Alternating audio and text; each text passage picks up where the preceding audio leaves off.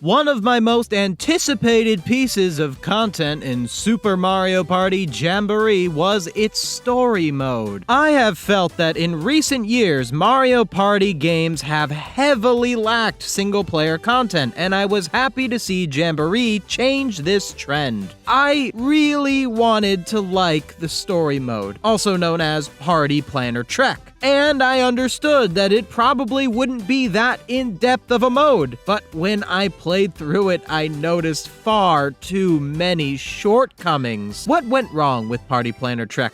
Let's go over its flaws and ask ourselves how this mode could have been done better.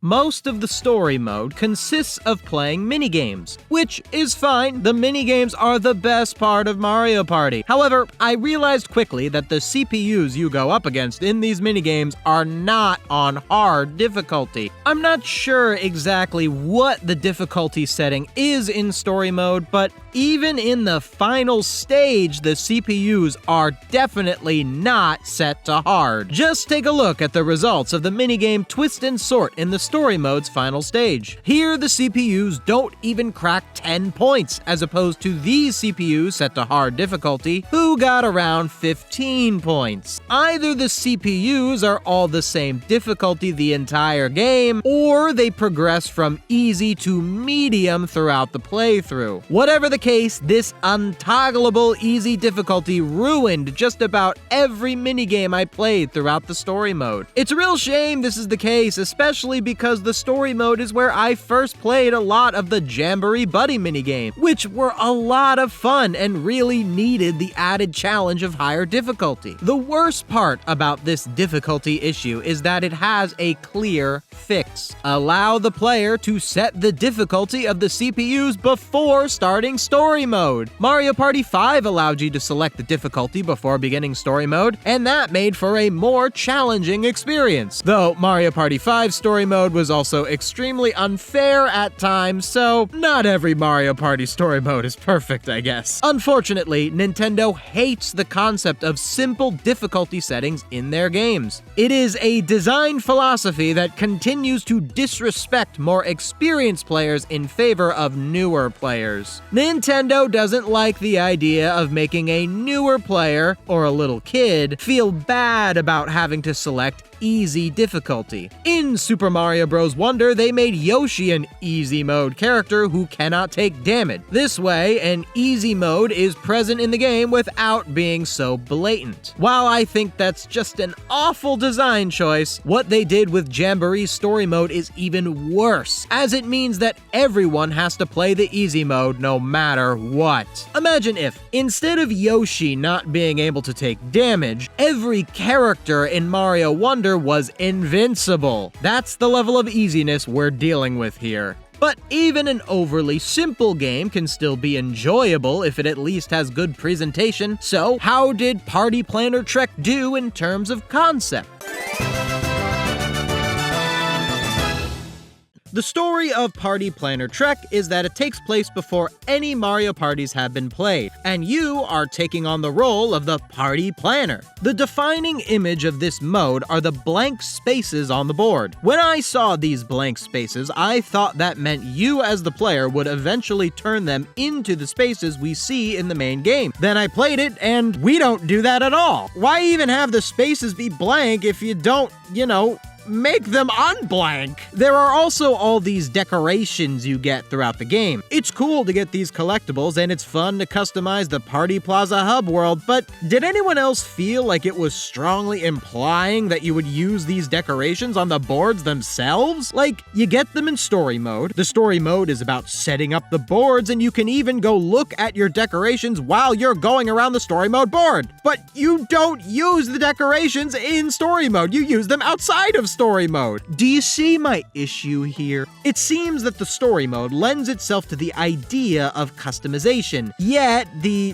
design of Super Mario Party Jamboree is anti-customization. If you saw my previous criticism video on Super Mario Party Jamboree, link in the description by the way, you would have seen that one of my complaints about the game is that you don't have any control over certain elements appearing in a given game of Mario Party. For me, I am not a fan of the chance time space, as I think it ruins the stakes of the game. Another complaint I've heard is that there are far too many lucky spaces and far too few red spaces. With the story mode being a party planner with all these blank spaces, we as the player should have been able to place spaces and edit the boards as we see fit. Want to remove chance time? Want fewer lucky spaces? Maybe you want 5 Bowser spaces. And if a player is going a little too crazy, like trying to make the whole board a bunch of chance time spaces, well, put a few restrictions on that. But if Party Planner Trek doesn't actually have you plan out a party, what does it do? The main thing you do is collect mini-stars by playing mini-games. I guess mini-stars are powerful, so they give you power to set up parties better? Kind of a stretch from the theming of the mode, but whatever. Like I said before, you mainly get mini-stars by playing mini-games, but there are also side quests. Now, to be fair, the mini-games and the side quests do often exist within the context of setting up for the party, but I just don't think it was enough to justify the party planning theme. Speaking of side quests, let's move on to my next criticism.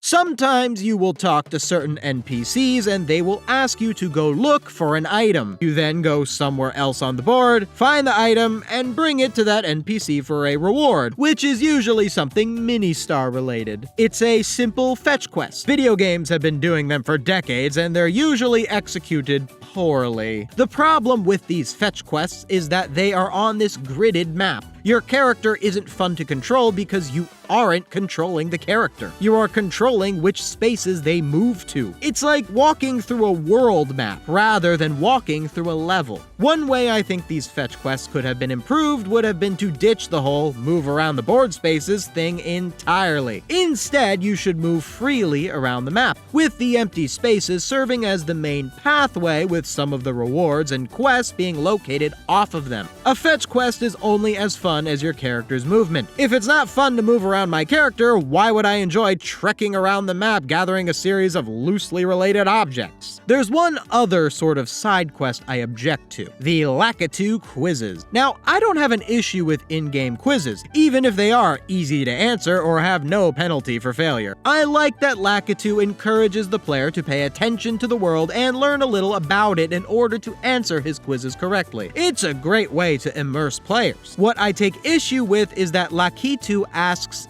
10 quiz questions, all of which grant a mini-star. You only need 30 mini-stars to progress to the next world, so that means that 1 in 3 mini-stars needed for base completion can come from this. Now, I ask, who was this for? The completionists who want every mini-star are going to answer every quiz question, whether Lakitu gave out 10 or 5 or even 1 mini-star. And newer players are just going to find themselves rushed to the next boss after answering all the questions, causing them to engage with fewer mini-games. Honestly, I think the players who benefit the most from Lakitu's free mini-star quizzes are players like me, who just want to get through the story mode already as they're sick of playing mini-games against easy CPUs. I realized that that's what I was using Lakitu for when I was about halfway through story mode, and that made me really sad. Like, I wanted story mode so much. I even made a video about how much I wanted it before story mode was even announced. And here I am, plowing through easy quiz questions just so it'll be over quicker. I've got one last big criticism coming up: the boss design. But before I get into that, did you know I actually played the story mode on my livestream? If you want to watch the edited highlights of my story mode livestream, check out this video right here, link in the description. Or check out my second channel, Game Cubicle Plays, for other stream highlight videos, many of which are of Super Mario Party Jamboree. That's also linked in the description.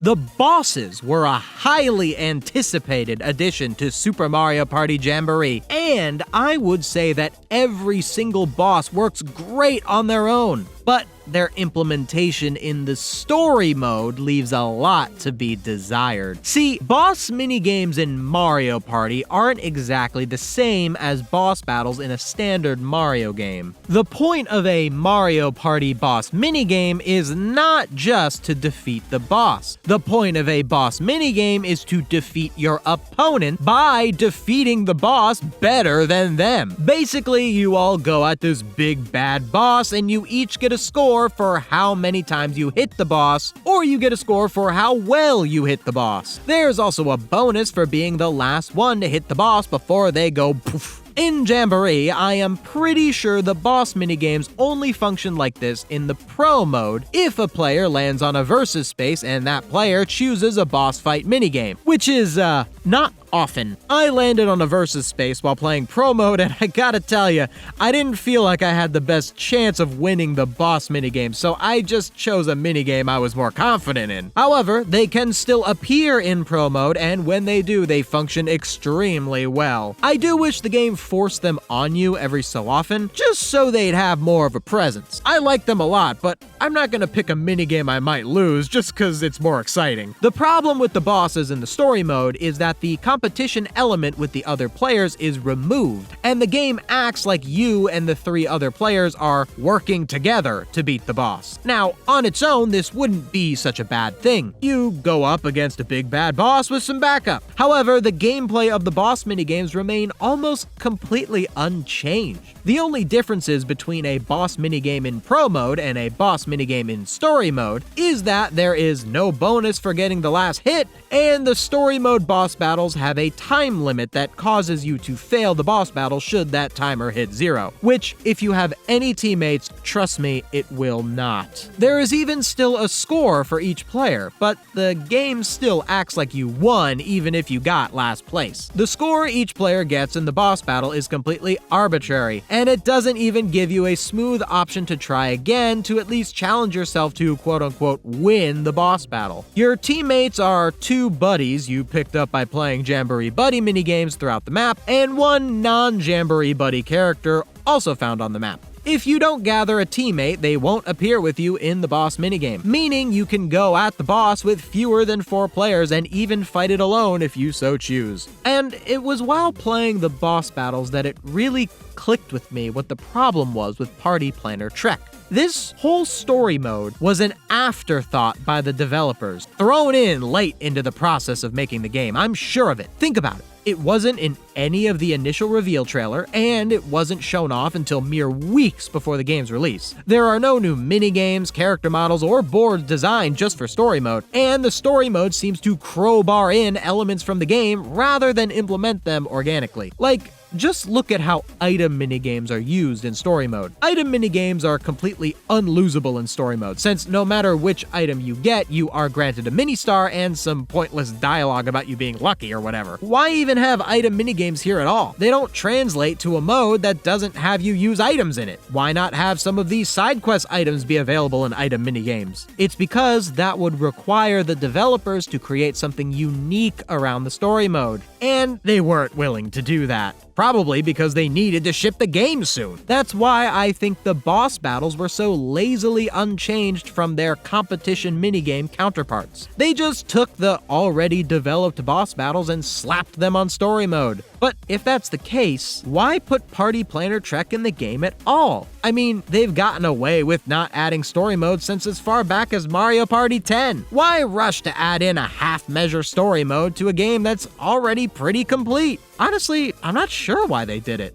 But to tell you the truth, I'm still glad we got this story mode. Not because I liked the story mode itself, I don't. It was terrible for all the reasons I stated above, and many more reasons that I didn't have time to go over in this video. But they are mentioned in my playthrough video over on CUBICLE Plays. I'm glad we got a story mode because it means that the developers of these Mario-themed party games have finally acknowledged that dedicated offline single-player story-based content is at the very least something worth their time. It clearly wasn't worth a lot of their time. I can tell by the quality, but hey, they put it here. They put a story. And maybe it was just to test the waters, see if it was something people would respond to. So, if that's the case, here's my response. Please try again, because I know you can do better. You can make us a story mode that properly subverts the Mario Party gameplay into a single-player experience. You can make us a story mode with a decently compelling narrative, and you can make a story mode that's decently challenging for players of all skill levels. Next time, start your game design with the story and create the rest of the game around it. Don't make it an afterthought. But what do you think of the story? Did you enjoy it? Were there any criticisms I missed?